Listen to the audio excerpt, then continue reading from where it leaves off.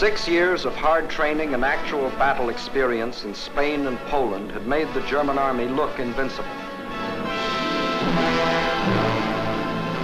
But what about the British and French? First, let's take up the British. They started from scratch, but both at home and abroad, an army was growing. For not only Britain had declared war, Canada, Australia, New Zealand, South Africa, the whole British Commonwealth of Nations was also determined on victory over Hitlerism and all it stands for. And Britain had one weapon that was ready, the Royal Navy. Shortly after war was declared, it had swept German shipping from the high seas. And units of the British fleet were deployed at Suez, Malta, Gibraltar, in the Channel, and in the North Sea, blockading Germany. World conquest was impossible without running smack up against the rock called Britain. How to strike at that little island?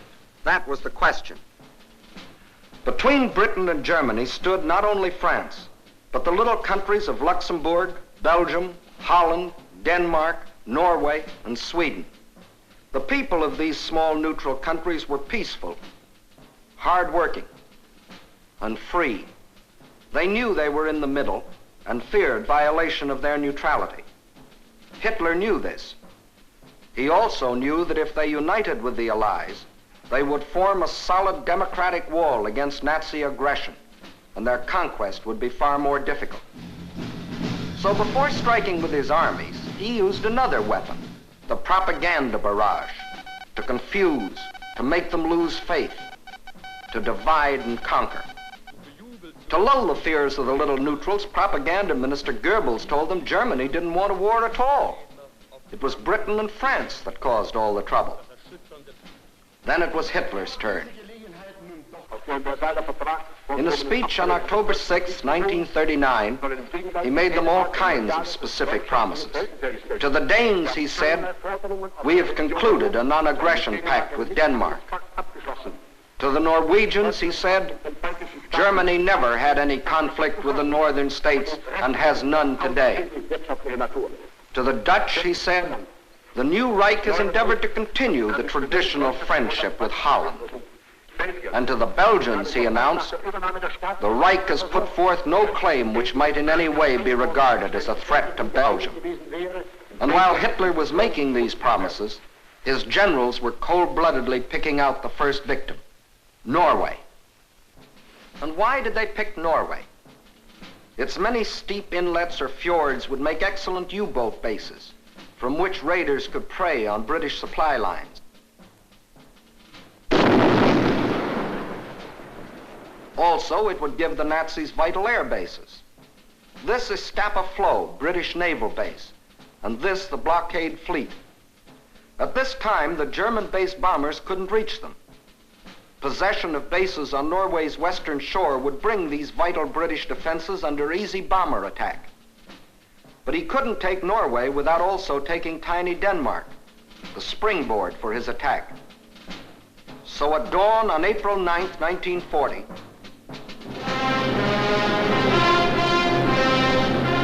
the German army rolled across the neutral borders of Little Denmark, and in a matter of hours it occupied the entire country. By nightfall, Denmark is erased as a nation, and the Danes go into slavery. Although only 6 months before, Hitler had announced, "We have concluded a non-aggression-pact with Denmark. The Danes will not forget." Meanwhile, in Norway, peaceful-looking German merchant ships like these had sneaked inside Norway's neutral waterway and tied up at all principal ports. That is, they looked like merchant ships. But if the Norwegians had had X-ray eyes, this is what they would have seen. The Trojan horse of ancient Greece brought up to date with new and deadlier weapons. At the precise moment that the Nazis overran Denmark, these quiet-looking ships sprang to life.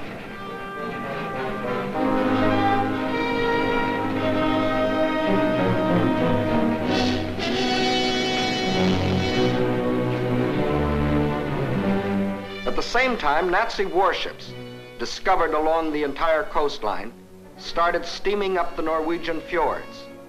Ships, transports, tanks, men, planes, all flung themselves simultaneously upon a defenseless country. Airborne infantry seized every strategic Norwegian airport. The whole job was made easier by treacherous fifth columnists, led by Major Quisling, who seized power and issued orders to suppress resistance. Nazi warships steamed past silent guns that could have blasted them out of the water. This was one of the most amazing acts of treachery the world has ever known. It brought Major Quisling international fame, making his very name synonymous with the word traitor. By the afternoon of April 9th, the Germans were in complete control of all 7 ports where they had landed in the morning.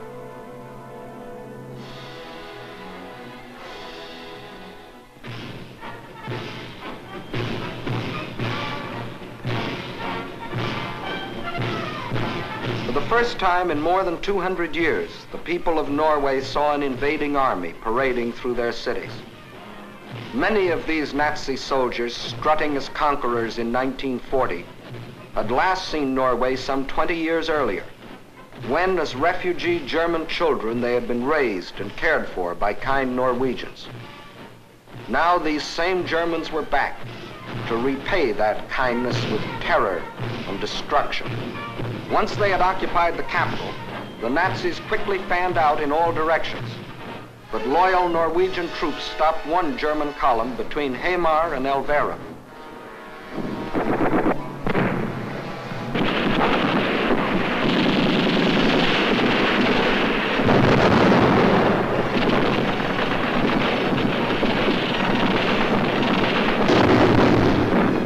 So the Germans brought up their bombers.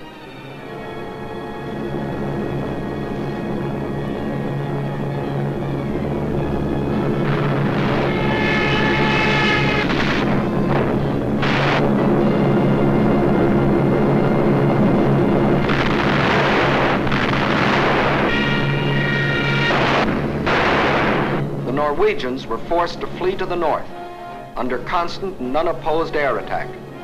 It was here that Captain Robert Losey, an American military attaché, was killed, the first American soldier to lose his life in this war. Meanwhile, the Nazis had spread all over the country. Small patrols occupied every strategic village. Parachute troops landed high in the mountains.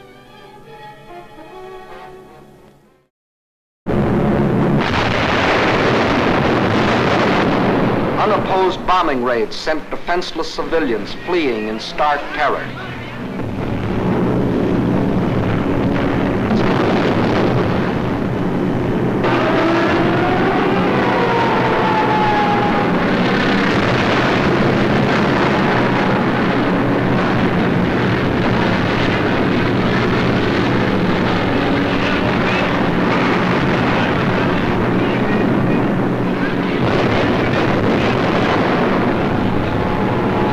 They hadn't wanted war. They had done everything to avoid it. Hoping they could escape the Nazi scourge, they had compromised and tragically failed to unite with the other democracies. And now they faced the scourge defenseless and alone. For before the Allies could come to their aid, the Germans were in control of all principal ports. Regardless of this, British, French, and Polish contingents plunged in and made several landings along the Norwegian coast. They landed forces north and south of Trondheim and attempted an encircling movement on the city under constant, heavy, and almost entirely unopposed air attack.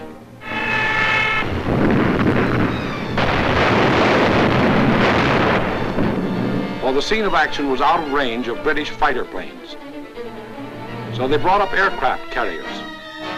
But these are at a disadvantage when opposed by land-based planes. The Allies, therefore, were badly battered from the air. Finally, suffering heavy losses, they withdrew from a hopeless situation. Further to the north, at Narvik, they met with better success, inflicting heavy naval losses on the Nazis.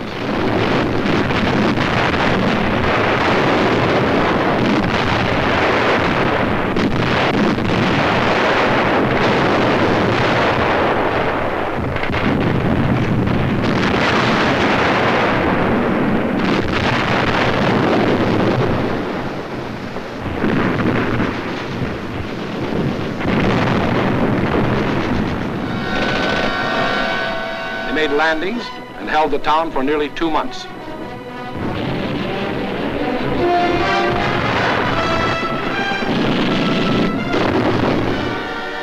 Incidentally, they also took their first prisoners of the present war.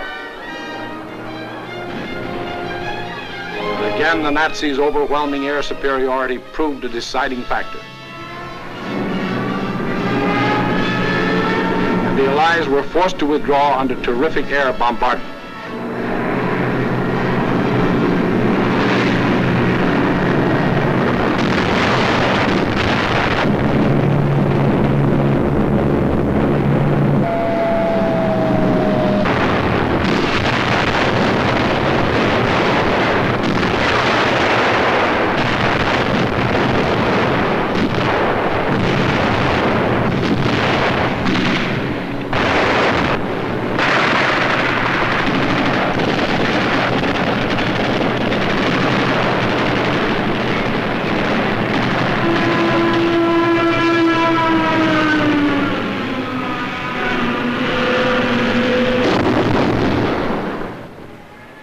Norwegians were left with their Quislings, their ruins, their dead, even though 6 months before Hitler had said, Germany never had any conflict with the northern states and has none today.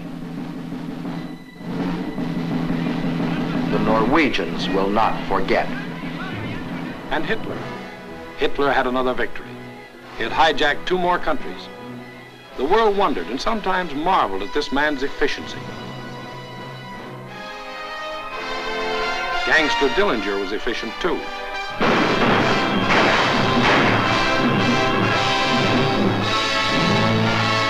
When a man or a nation throws away all regard for the laws of God and man, he is bound at first to be more efficient than his victims. Society had a police force to deal with Gangster Dillinger, but it had no police force to deal with Gangster Hitler. So he clubbed Norway into submission and got what he wanted, bases for use against Britain. Now he had the northern claw of an enormous pincer movement. A drive through France would give him the southern claw. Blockade by U-boats coupled with mass bombing attacks would weaken the British for final invasion. Then, with Britain gone, Germany could reach out in all directions for world conquest.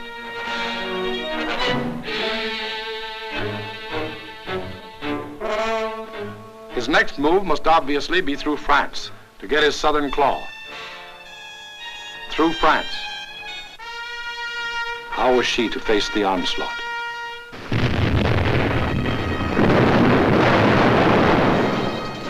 These scenes are ancient history. They occurred in 1914. The German armies, without warning, had smashed across neutral Belgium, invaded France, reached the River Marne only a few miles from Paris. Out of the French capital poured the French reserves, riding out to battle the enemy in every vehicle that could move. The famous taxicab army. Note well, it was riding out to battle. In the center of the French line stood the 9th French Army, commanded by a then comparatively unknown general. On September 5th, 1914, he is reputed to have said, "My right is driven in. My center is giving way. The situation is excellent. I attack."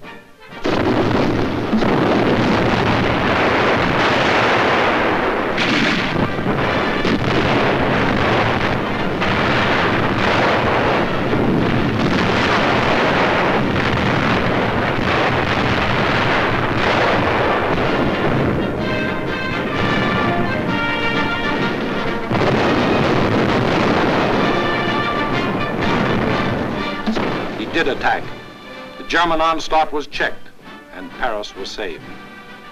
That comparatively unknown general later became commander-in-chief of all the Allied armies and presided at the signing of the armistice with the defeated Germans on November 11, 1918. To this general, the French people erected a monument.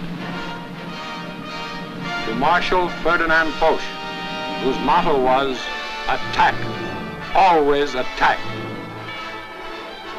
Still later, the war-weary French people erected another monument. This one to a minister of war, André Maginot.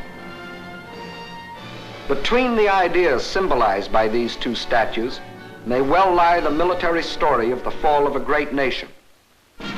In Foch's time, the proud spirit of France demanded nothing less than victory and placed its faith in the attack. In Maginot's time, the spirit, no longer proud, asked only to avoid defeat and placed its faith in concrete.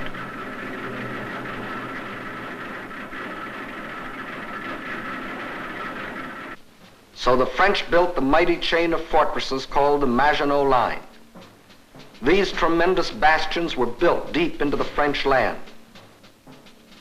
They were connected by underground passages and railways, guarding France's eastern borders facing Germany. And when France was finally forced to declare war against the rising Nazi menace, the French troops, instead of attacking, were marched into their modern caves to wait for the Nazi blitz to smash itself against the Maginot Line. And their generals, headed by Marshal Petain, proudly announced, "Whoever makes the first move in this war will be hurt." But Hitler didn't go near the Maginot Line. That was France's strong point. Instead, he attacked the weak point. Hitler knew that the French had tried to avoid war instead of preparing for it. That knowledge was one of his greatest weapons. He knew they had planes, but he knew they were antiquated. He knew they had tanks, but he knew they were few in number and lightly armored. But most important of all, he knew that France had become a cynical and disillusioned nation. What made this change in the French spirit? In the first place, between 1914 and 1918, the French suffered more than 6 million casualties in the heroic defense of their land against German invasion. The flower of an entire generation was lost, with its stimulus of new blood, new determination, new ideals. Secondly, the failure of the League of Nations, to which the French had pinned their hopes of peace, the corruption of many in high places, the greed of special interests, all had combined to shake the faith of the French people in their democratic ideals. And when a people loses its faith in its own ideals, it is ripe for the insidious words of the devil. France still looked like an imposing castle, but Hitler's political termites had so gnawed away the binding of national unity that the castle was ready to crumble.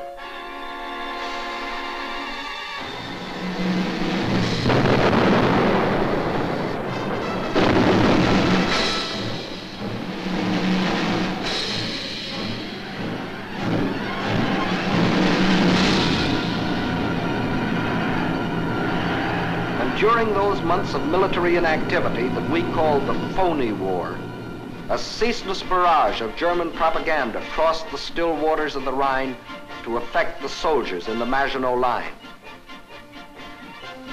"Why do you fight?" asked the banners. Poems and friendly notes were sent over by balloons. French tunes were played by German bands, and German hooey was broadcast in French.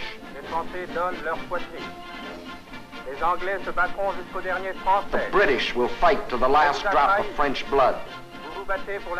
You have been deceived. This is an imperialistic war for Britain. We Germans want nothing of France. What is happening to your wives back home, soldiers? The British are stationed in your villages. Yes, France was ready to be plucked. The whole force of the Nazi might was turned toward the west. How would they strike this time?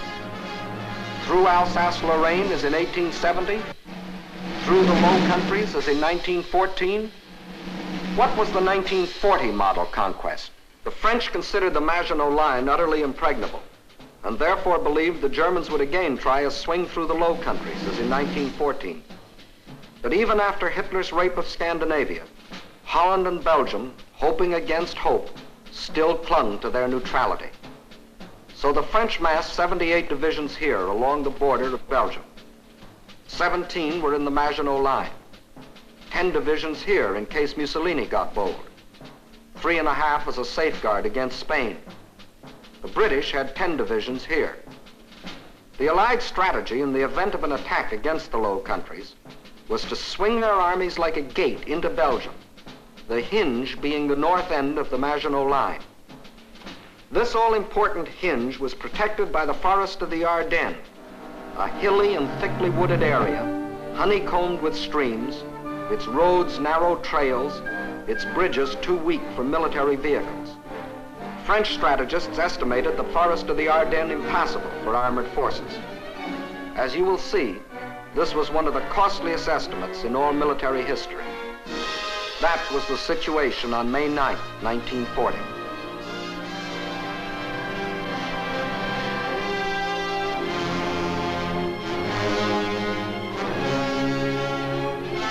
The hour of trial had come.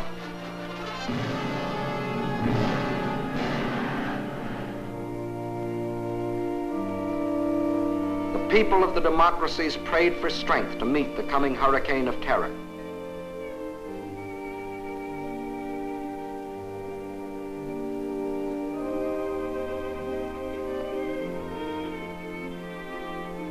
While across the Rhine, Jugend ist uns verschrieben und verfallen mit Leibesfehlen.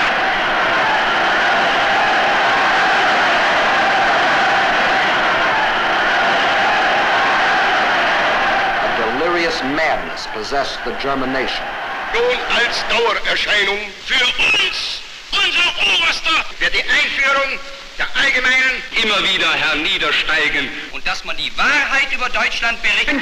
50.000 Mann auf den Baustellen, der ganz Deutschland erfasste. Überall herrscht seit einem Jahr Regen. Und für den deutschen die Reinheit seiner Rasse hält. Hitler aber ist Deutschland wie Deutschland. Deshalb innerlich nicht zu uns gehört.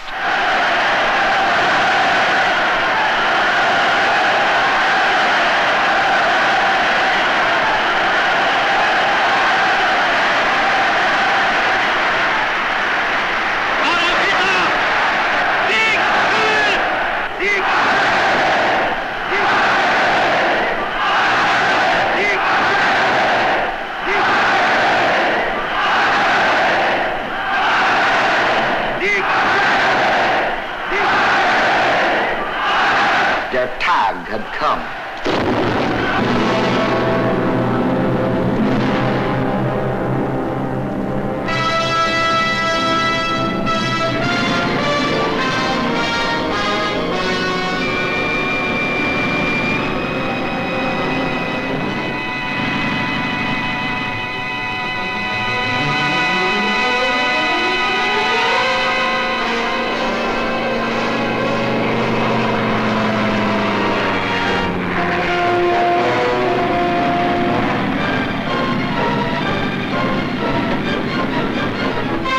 Without even bothering to declare war, the German armies launched a coordinated attack across the neutral borders of Luxembourg, Belgium, and Holland, from the Maginot Line north to the sea. The action along the entire front was simultaneous, so for purposes of clarity, let's take up one country at a time.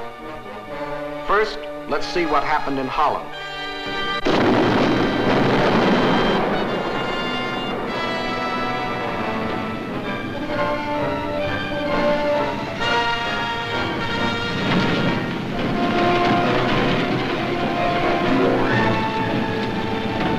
Nazi ground forces smashed through the improvised and hastily erected border defenses. But the main attack was to come from the air, far behind the defense lines.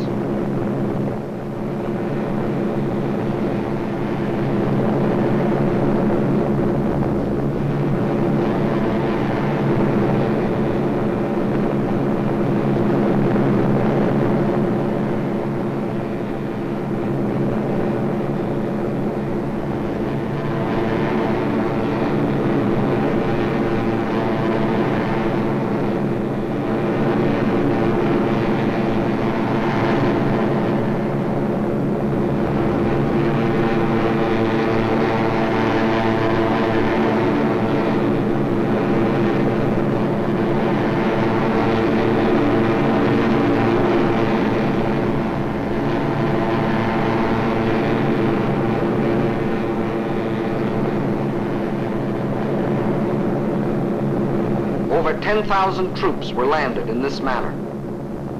Before the stunned citizens of Rotterdam even knew they were at war, these troops, aided by well-trained fifth columnists, quickly captured the airport and outlying sections of the city.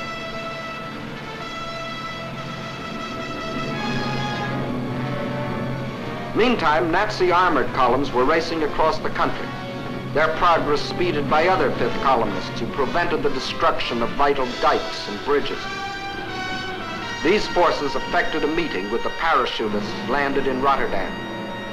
The Dutch were doomed to defeat.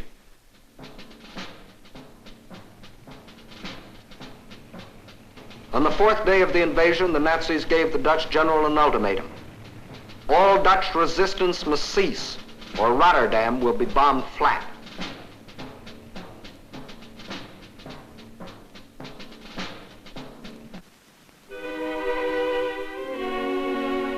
The Dutch general had little choice. To save the lives of innocent civilians, he accepted the German terms. But after the unconditional surrender, the Nazis bombed the city anyway.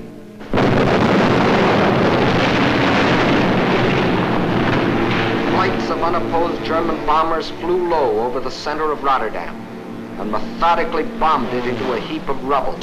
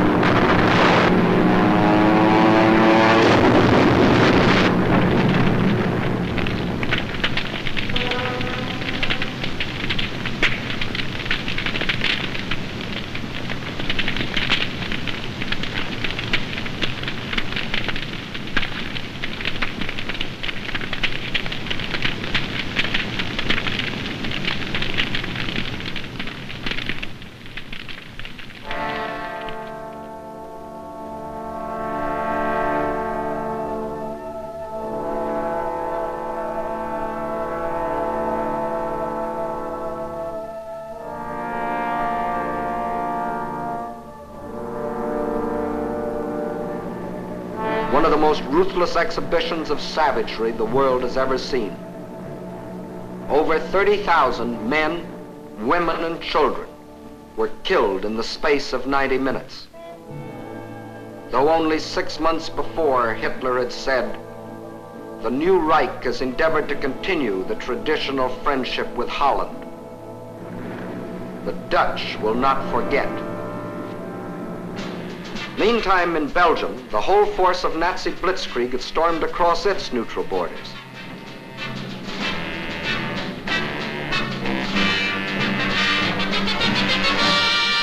The main German attack was directed at the Albert Canal Meuse River line, the anchor of which was Fort Ibn Amail, a modern and seemingly impregnable fortress. The Germans had secretly built a replica of the mighty fortress in Czechoslovakia and had rehearsed the attack until they knew every detail of the fort's construction and its every weakness. When the real attack came, it was foolproof. Parachute troops, dive bombers, flamethrowers, specially trained engineer battalions, all working together as a well-trained team.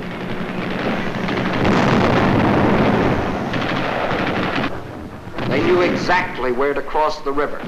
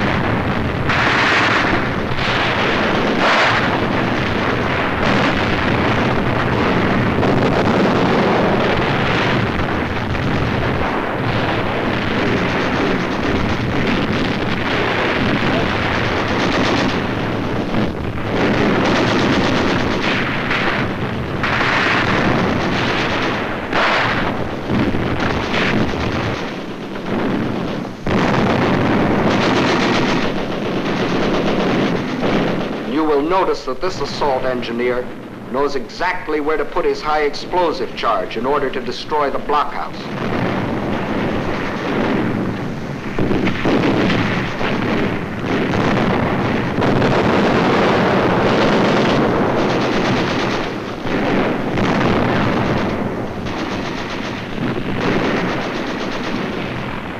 Fort Eben-Emael withstood the Nazi attack exactly 2 days, and the German armies rolled on.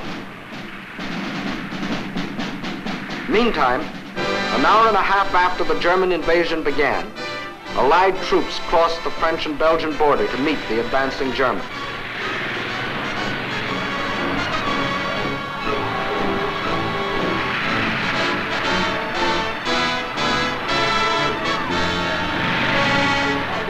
As they raced across Belgium to take up their defense positions, they met an obstacle they hadn't counted on: refugees.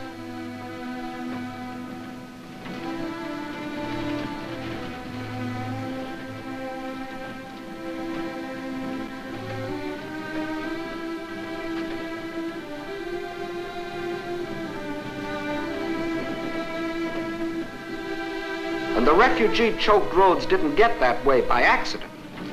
The Nazis methodically bombed little towns and villages, otherwise devoid of any military value, not so much to kill as to drive the inhabitants out onto the highways.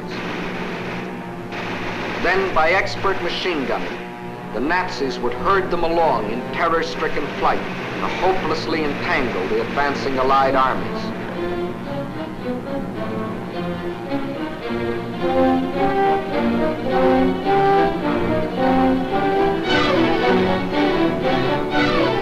Refugees used as a weapon of war, a new low in inhumanity.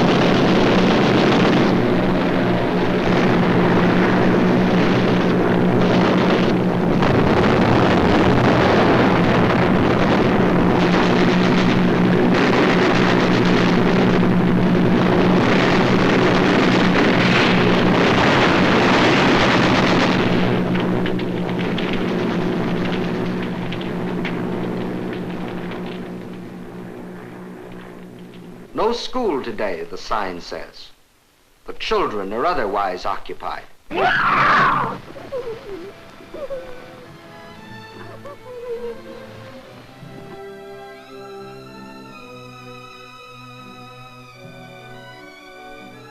No, no school today.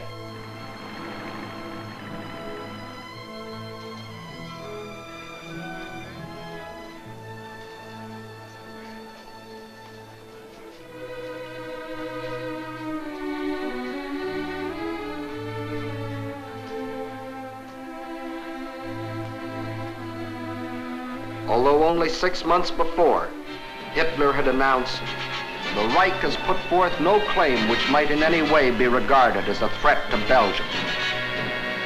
The Belgians will not forget." And what about the Allies?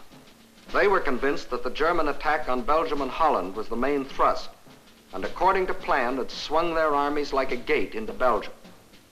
But the attack on Belgium and Holland was only a feint. The main German attack was to be centered where the Allies least expected it, through the Ardennes Forest.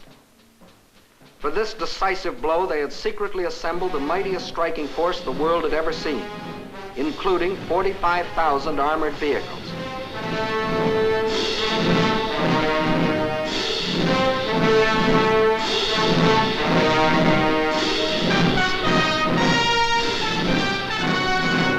At the same time that the Nazi armies were plunging into Holland and Belgium, this column started to move.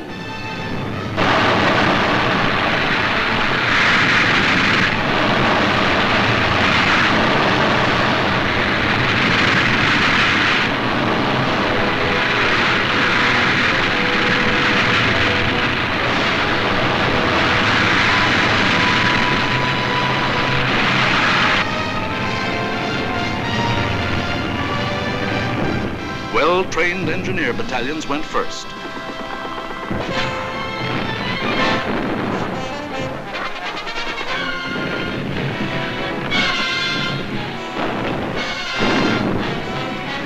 They were opposed only by scattered Allied patrols.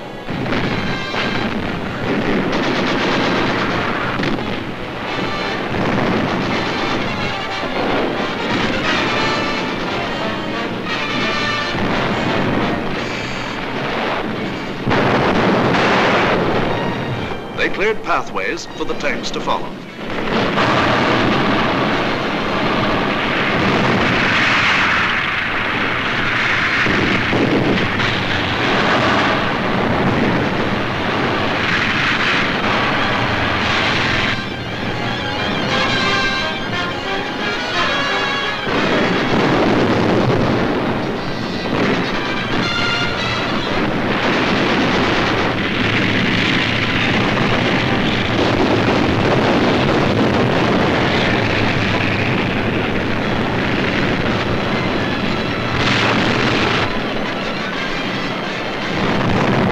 In 3 days, the Germans' armored force reached the Meuse River, 2 days faster than the French thought any troops could get through.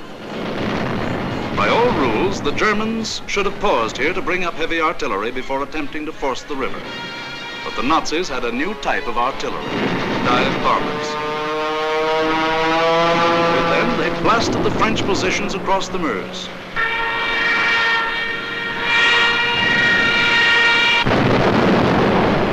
With feverish haste, the Germans laid a barrage across the river with anything and everything that would shoot.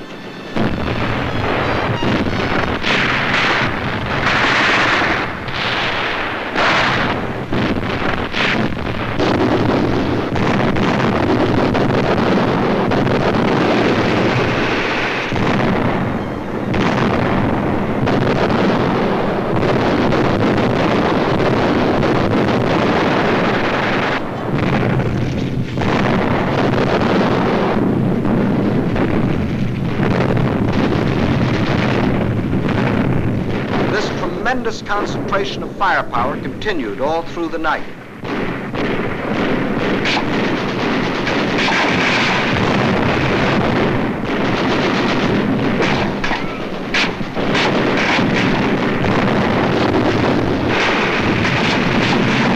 By the following day, shock troops were able to get across the river.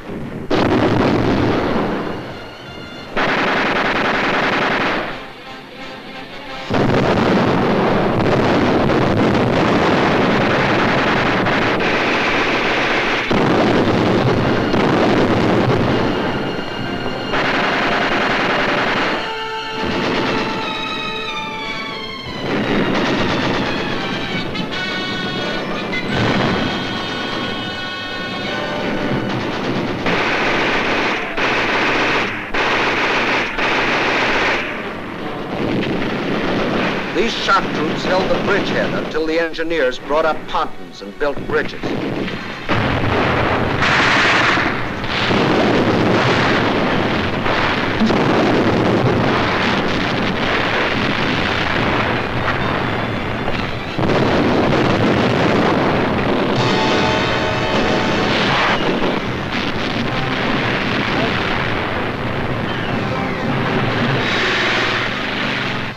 Then, without wasting a moment, across these bridges, the main armored force of the German military machine rolled through to Sedan.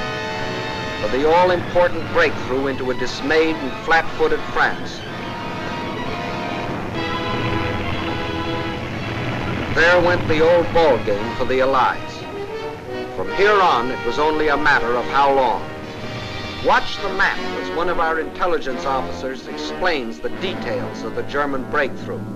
We speak of the breakthrough at Sedan, but actually the break was along a wide front, extending for 50 miles from Namur in Belgium to Sedan. Further north, the Allied armies had swung like a gate into these positions. The German armies had swept over Holland, broken the line of the Albert Canal, and for all anyone knew, were preparing to smash against the Allied front with all their power. That was the situation, dangerous but obscure, on the evening of May 13th.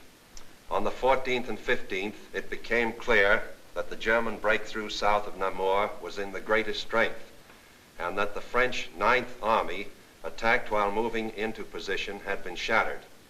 Without doubt, this was the point of mortal danger, and the French High Command ordered the abandonment of these positions, although they had not yet been attacked. Those positions were abandoned solely because of the situation developing along the Meuse near Sedan. In the meantime, the French 7th Army had been ordered to make its historic forced march far to the south into the area threatened by the rapidly advancing German spearheads. This army was not used to attack the German flank, but rather was used as a plug to restore the broken front.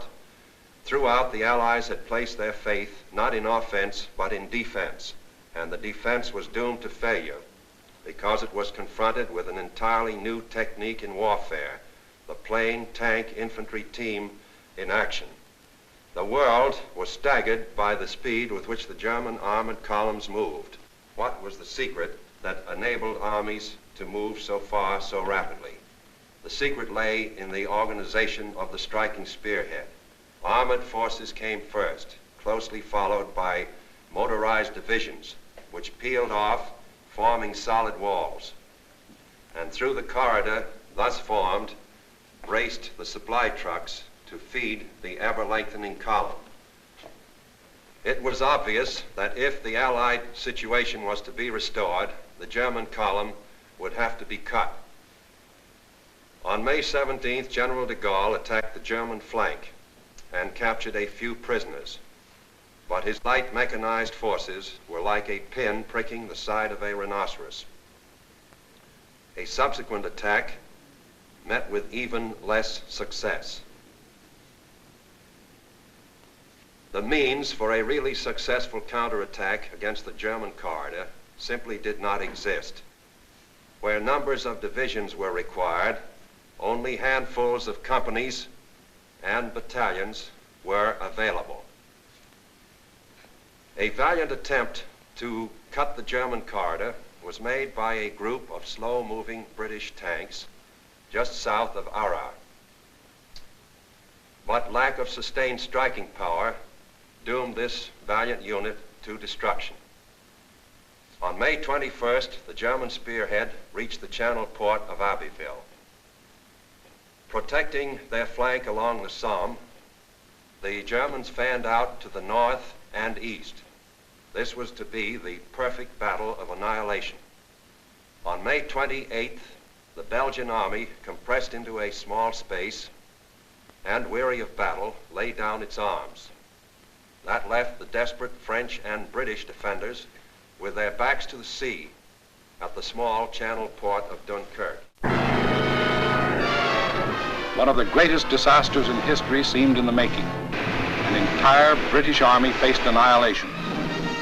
But out of the fog and the mist shrouding the channel came a strange armada of navy craft, fishing boats, pleasure yachts, anything that would float. The seagoing people of Britain had come to rescue their army.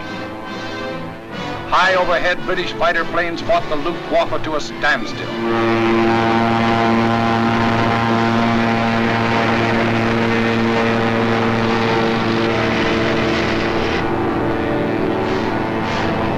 While below, small Allied suicide units held the Germans back long enough for the miracle of Dunkirk to take place.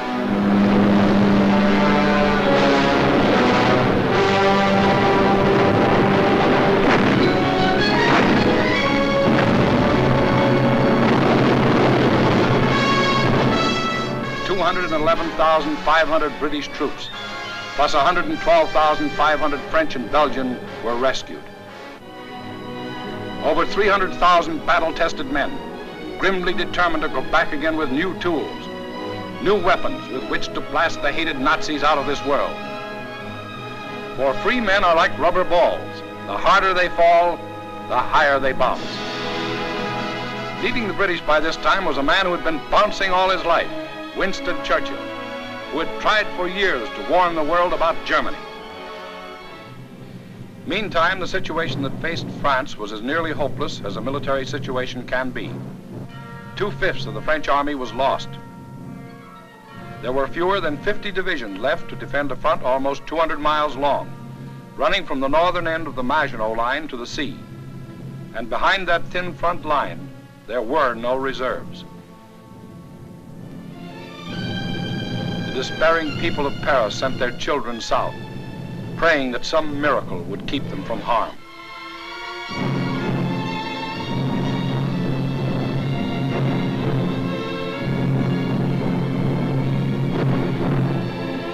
The hopeless men of the French army, without adequate arms or equipment, braced themselves for the coming blow. The first blow fell on June 5th. The French resistance was determined, but by June 8th, the left flank army had been shattered, and a general withdrawal was ordered to the line of the Marne and the Seine. On June 9th, the German main attack came. Within 2 days, the German armored and motorized divisions roared out into the open terrain. With this breakthrough, the issue of the Battle of France was decided, and from that time on, there was official talk of an armistice. Now, what about the famous Maginot Line? Let's go back and take a look. On June 14th, the Germans launched 2 attacks against the Maginot Line. In both cases, penetrations were effected. But we must remember that this was against fortifications defended by men devoid of hope. In the meantime, Mussolini, now thinking it's safe, sent his divisions racing across the border. The hand that held the dagger has struck it into the back of its neighbor.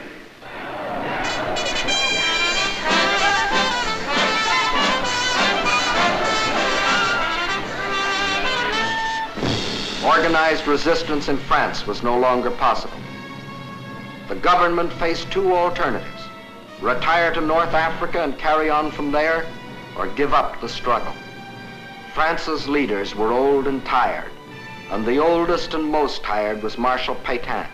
Egged on by men like Laval, who saw in a German victory his chance for personal power, on June 16th, Petain asked for an armistice. The news is carried to Hitler, who received this word of a great nation's fall in a characteristic manner. Also characteristic were his terms for the armistice. It must be signed in the coach where Marshal Foch met the defeated Germans in the last war.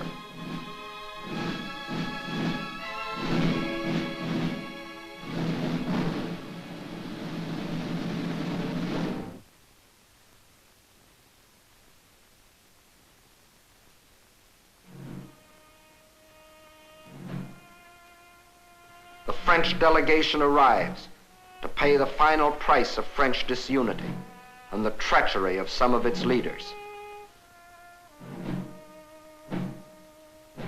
The final price, a price that for centuries to come, the French won't forget. More than 3/5 of their country was to be blacked out by a military occupation. The remainder was to be controlled by a French government acceptable to Hitler. A tax of 400 million francs a day was to be imposed on the French people to support the German army of occupation. Nearly 2 million French prisoners of war were to be taken into Germany, and kept there as hostages, to work as slaves or rot of hunger, tuberculosis, or other diseases in concentration camps. Men deliberately and permanently separated from their families in order to decrease the French birth rate and thus eliminate France as a world power in future generations. French civilians, men, women, and children, must slave on farm or in factory for the Nazi master race or starve. There will be a class of subject alien races. We need not hesitate to call them slaves. French children were to grow up on such inadequate food that many would reach the age of 12 before they grew new teeth. And for any attempts to protest against these restrictions, thousands of innocent French civilians would be executed. This was the price the French were to pay as they signed the armistice. And the master of the master race must go to Paris to tour the streets of what was once the city of light. You notice no cheering crowds here to welcome in the new order.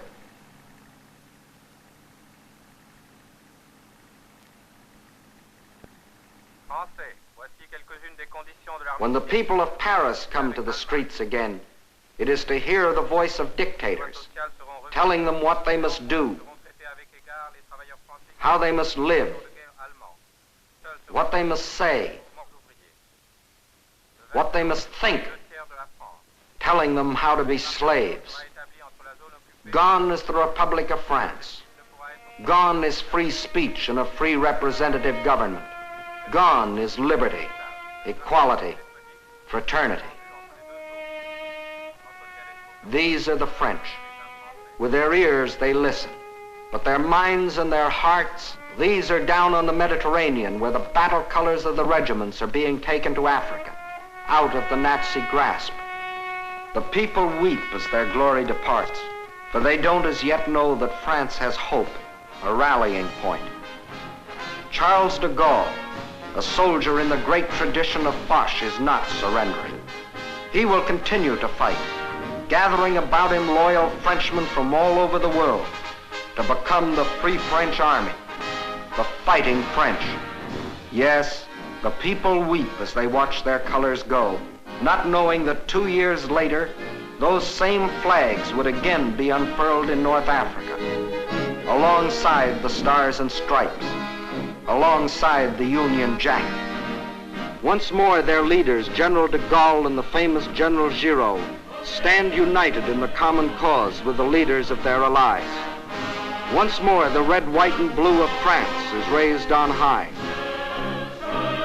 For out of the ashes of the defeat and the humiliation of France, her soul has been born again.